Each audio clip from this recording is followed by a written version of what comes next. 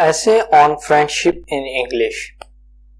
Friendship is the divine relationship between two or more persons. Friendship is another name of care and support to each other. It is based on the trust, feelings, and proper understandings to each other.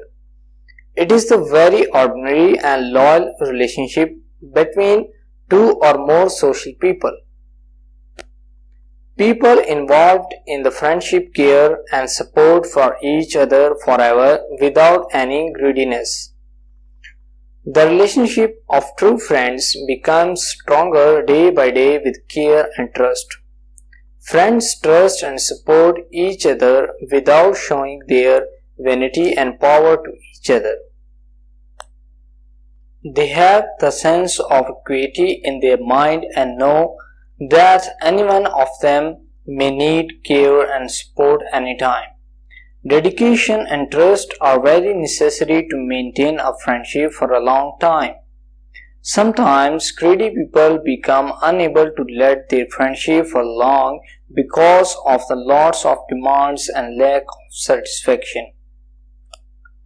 Some people make friends just to fulfill their interests and demands. Searching a good friend in the big crowd of people is as hard as searching a diamond in the coal mine.